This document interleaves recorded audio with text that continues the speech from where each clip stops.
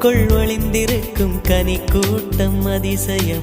வண்ணத்து பூச்சி உடம்பில் ஆவியங்கள் அதிசயம்.